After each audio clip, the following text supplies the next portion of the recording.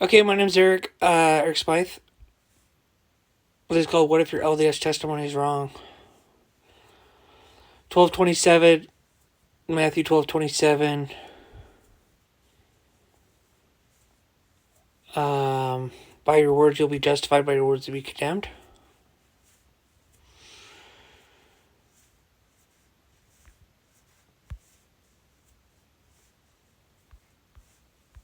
I feel inspired to give a big intro here.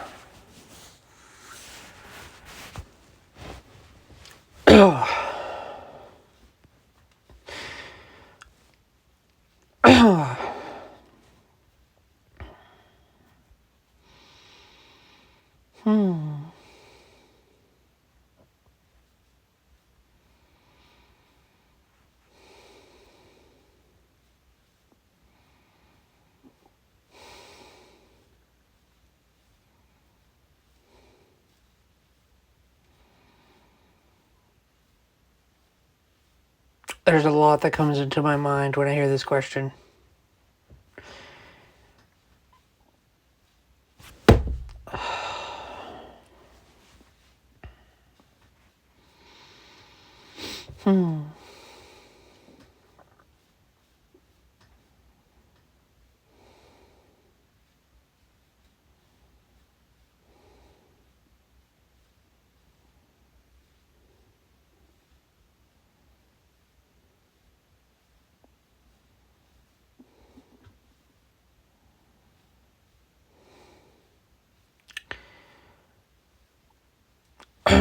First of all, I just want to say this.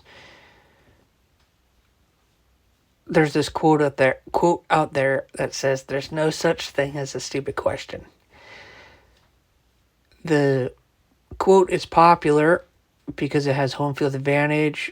You can only think about, you have to defend quotes and their nature.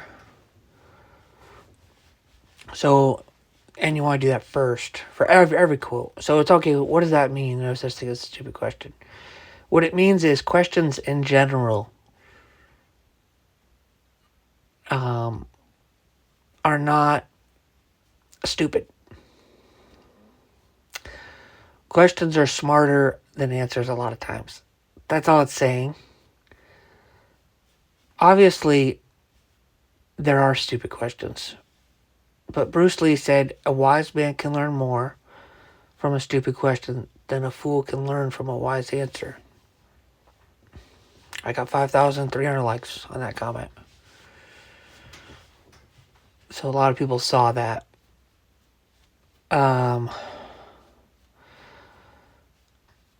But there are absolutely stupid questions, and they spawn from stupid people, evil people, wicked people. Ecclesiastes 7 verse it's if you want to take that quote literally, it's not true. N-O-T, not true. Ecclesiastes 7 verse 10. Why it says, why were the old days better than these? Answer, why do you ask stupid questions? It is not good to ask foolish, stupid questions such as this. Okay. Why are the old days better than these?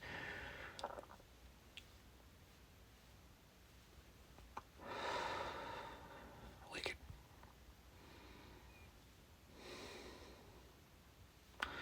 Proverbs 24:9. The thought of foolishness is sin. It's like asking, what if God doesn't exist? What if the Bible isn't true? You know? I used to ask missionaries all the time, what's your second pick for religion?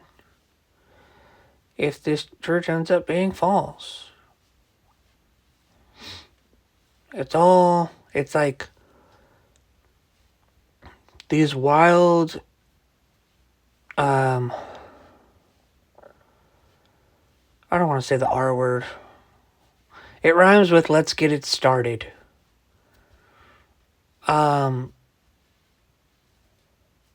And bless your heart, you guys are going about it the wrong way. I I posted on Facebook recently, if you want to convert a Hindu to Christianity, you shouldn't inject doubt and skepticism. Hey, have you thought about maybe Krishna doesn't exist after all? Maybe there is no Krishna. What if Hinduism isn't true? I wouldn't take that approach.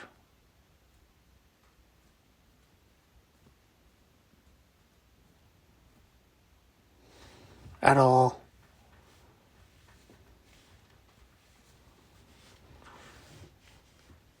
Just tell them about Jesus. I have a more loving, more awesome, better God than yours. Here's this guy over here who rose from the dead. Is better.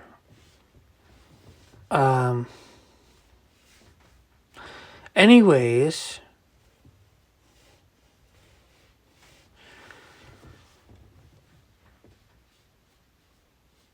Titus 3:9,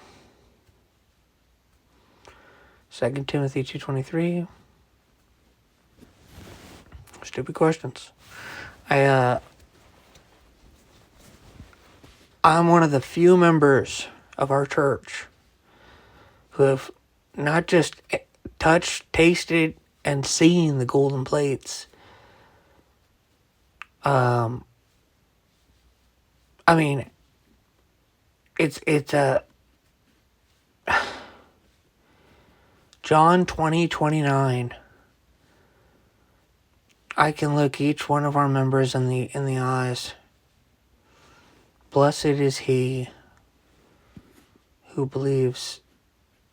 Blessed is me who sees and believes. More blessed is you who believes without seeing. I used to be anti-Mormon. I was into the Sean McCraney and, I was into all that nonsense. It was just drinking the big glass of poison. And it crushed my soul and it tormented me. And I became, Saul, basically, and Zezrom. I read the whole Book of Mormon, believed it as I was going, and I preferred all the creepers on the internet. And GLM, as creepy and as sick in the head as they are, they're nowhere near some of those other creeps. Those other anti-Mormons. Like John Dehlin is really, really wicked. Obviously. He'll tell you that. GLM, at least they have the music and I mean I give the anti-Mormons too much credit. I know Aaron Shaffa-Wallif has seen too much. He's gonna be in big trouble. I don't think GLM has any revelations or anything. I think GLM, they're just... But I would have said the same thing about Aaron, probably. It's just the depths of evil that humans, people that you think, oh, they're not that wicked. And, oh, they are.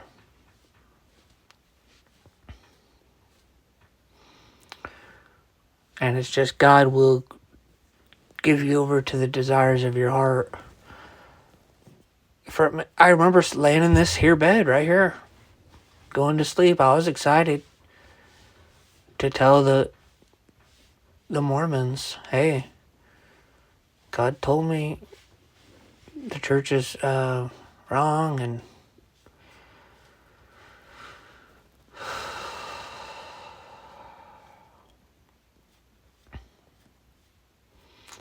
I told God I would like a dream of gold and silver, but I'd really like some dragons.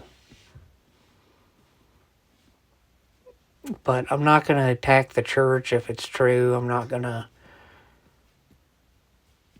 not like a son of perdition or something. I enjoy it, like, if there's a church down the street that's clearly I would love to rail against them and stuff. I'm a contrarian. And my whole testimony is on my channel, but God tested me, and I ended up getting the crypto dreams, and then I got the gold and silver. And I was like, that's enough. If it's the true prophet theory, if you really go back and look at it again, instead of saying derp derp, I'm an idiot, and then studying church history, how about you go in and say, okay, he's a true prophet, let's see if this fits. And it does. It fits like a glove. The anti-Mormon theory, it's like ramming a puzzle piece in a puzzle. It just doesn't fit perfectly. It's doing origami with tape. It's like there's so many holes in the theory. And it's like, and I don't know how much con man theory you got in there. But you can't do con man theory. I'm going to ask you this. What if you're wrong? And you definitely are. That's the difference. You guys want to see who can call down more fire from heaven? Will that make you feel better? I don't just I believe it. And a lot of our members are like that.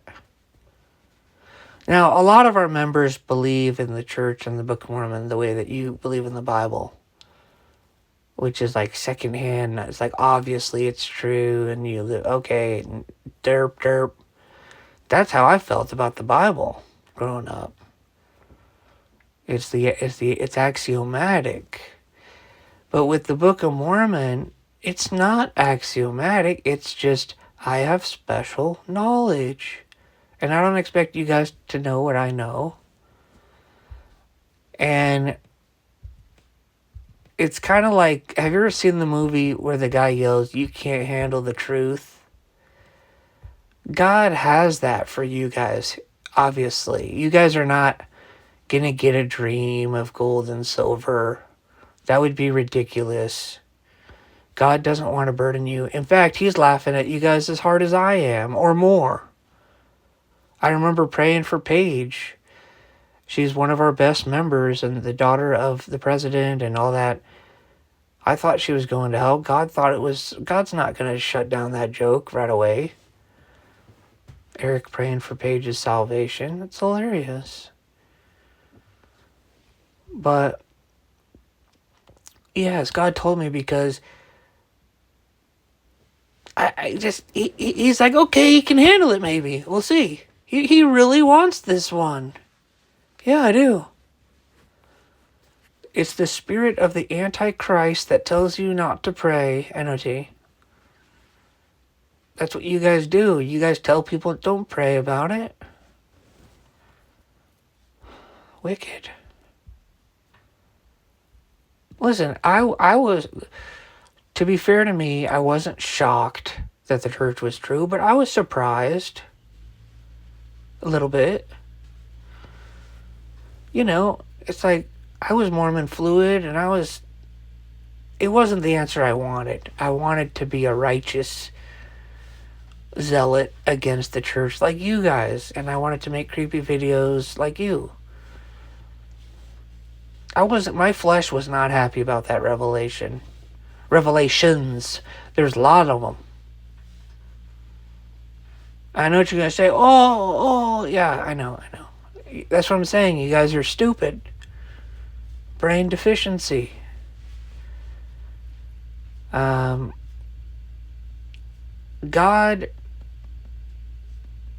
is not going to tell you it's true if it's going to ruin your life. We don't need apathetic, vomiting losers in our church. We're open to them if you want to come in and vomit. But you guys don't want the church to be true, so why is God going to tell you that? If anything, we'll throw you over to a different God. You can have the triune, Catholic, immutable, little, whatever you want to call it, square, circle, or Dr. Jekyll, Mr. Hyde, OSAT, Augustinian, Calvinism God. If you want that, here you go. You can have him. You can pray to him. God wants you to be happy. And he doesn't want to give you hard truths. You can't handle the truth. Mormon 9:20. You can't handle the truth. It says that. Mormon 9:20. You can't handle the truth. You don't want this. I did. What if your testimony isn't true? Well, I mean, who are you talking to in this video? Because the question doesn't register for me.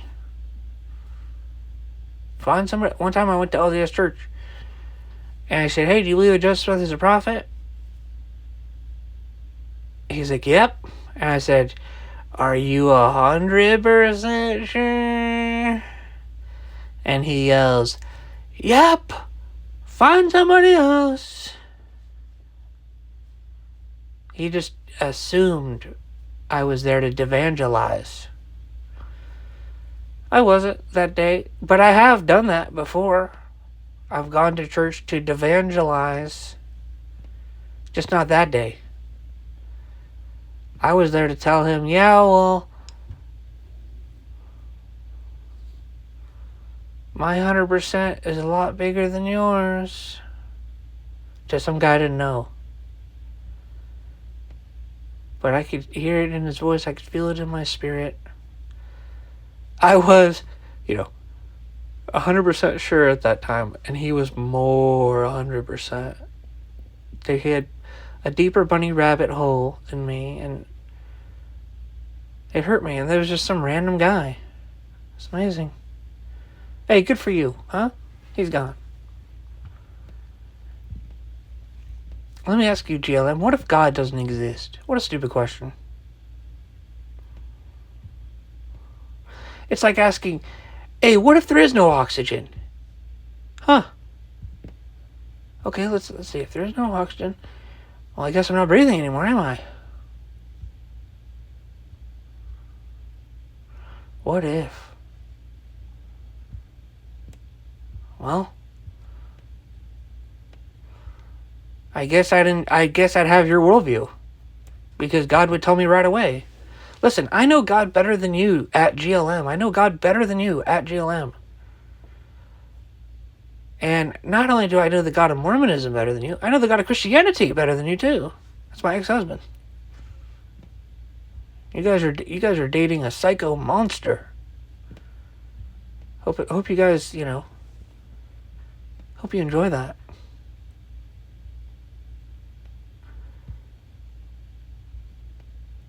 He's not an idiot. He's just wicked compared to the God of Mormonism.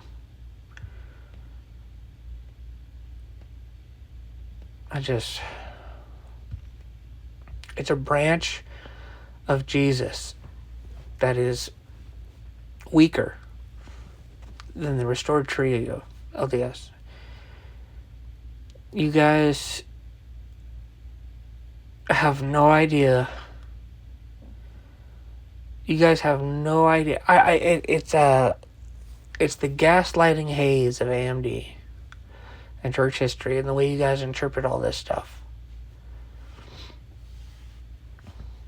One of the prophets that in the past, they see it, and we're going to ignore all the journal entries and all the testimonials and all the. You guys just think, oh, they're all in on it, and you know. They see the golden plates, they take a bullet for the Lord, and it's just... It's a little bit... It's kind of like the pot calling the kettle on the market cane with the stuff that you guys will believe. And then you selectively just turn off your faith because it's going to cost you something and it's going to cause you to join a different church or whatever. 2 Corinthians 11:14, it's always talking about the Church of Jesus Christ of Latter-day Saints because they're the shiniest, brightest, most awesome, most righteous church on earth. So that's what 2 Corinthians 11:14 must be talking about. Galatians 1:8 rhymes with golden plates. So I guess it's talking about LDS. You guys are applying a lot of faith, but you're doing it in the wrong direction. And you guys don't pray to God. And you don't ask God what's true. And deep down, you guys don't care that much about the truth. You prefer what feels good to you, right? And it's the pair of ducks paradox. And you guys just have green eyes or brown eyes, whatever.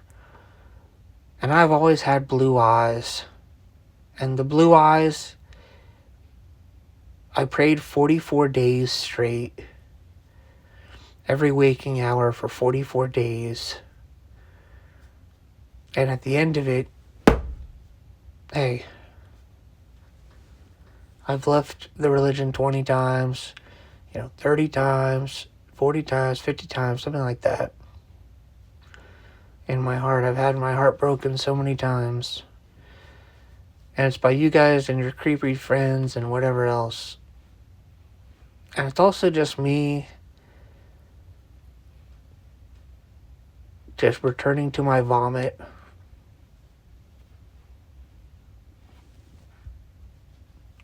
Anti-Mormonism. My left ear is ringing right now. It means I'm saying something. What does it mean? Why? What is it? What do you need to tell me? Is that what it is? Really, you guys? You want to watch that one again? What is it? What do you need to tell me? You guys are so stupid. Oh no, don't do it, Eric. Don't show them the light, please. Oh no, you guys. I'll remove the veil so that you may see. And you guys are so stupid. This might not even work. Really, you guys? Really, brother? Oh no, Joseph Smith. God tries to tell you Joseph Smith is true prophet. It can't be true, no. What is it? What do you need to tell me? Oh, he's trying to tell us, you guys. That's okay. Oh, snap. What was that? What is it?